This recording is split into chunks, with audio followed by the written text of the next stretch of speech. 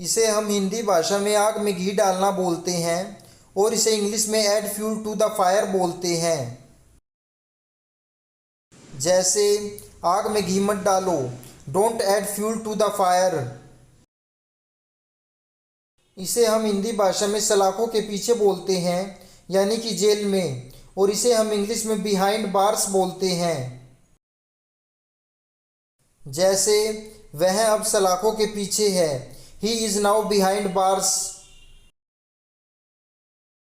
इसे हम हिंदी भाषा में दिन दहाड़े बोलते हैं और इसे इंग्लिश में इन ब्रॉड डे लाइट बोलते हैं। जैसे उन्होंने दिन दहाड़े बैंक को लूट लिया, they robbed the bank in broad daylight. इसे हम हिंदी भाषा में कच्ची उम्र बोलते हैं, यानी कि कम उम्र के बच्चे, और इसे हम इंग्लिश में सैलेड डेज बोलते हैं। जैसे मैं अपनी कच्ची उम्र में बहुत शरारती था, I was very naughty in my salad days. इसे हम हिंदी भाषा में तारीफ करना बोलते हैं और इसे इंग्लिश में स्पीक हाईली ऑफ बोलते हैं। जैसे वह मेरी बहुत तारीफ करता है, he speaks highly of me. इसे हम हिंदी भाषा में चौबीसों घंटे बोलते हैं, यानी कि रात दिन, और इसे हम इंग्लिश में राउंड या अराउंड द क्लॉक बोलते हैं। जैसे हम चौबीसों घंटे काम कर रहे हैं, वी आर वर्किंग अराउंड या we are working around the clock. इसे हम हिंदी भाषा में नज़र रखना बोलते हैं और इसे इंग्लिश में कीप एन आई ऑन बोलते हैं।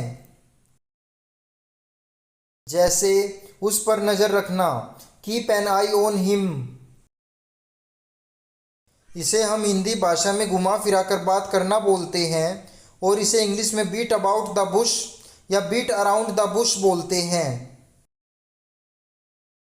जैसे घुमा फिरा कर बात मत करो, don't beat about the bush या don't beat around the bush. इसे हम हिंदी भाषा में अनसुना करना बोलते हैं और इसे इंग्लिश में टर्न ए डीफ ईयर बोलते हैं। जैसे उसने मुझे अनसुना कर दिया, he turned a deaf ear to me. इसे हम हिंदी भाषा में बाजी पलटना बोलते हैं और इसे इंग्लिश में टर्न द टेबल्स बोलते हैं। जैसे उसने बाजी पलट दी, ही टर्न्ड द टेबल्स। इसे हम हिंदी भाषा में सहमत होना बोलते हैं और इसे इंग्लिश में सी आई टू आई बोलते हैं। जैसे हम इस मामले में कभी भी सहमत नहीं होंगे, we will never see eye to eye on this matter.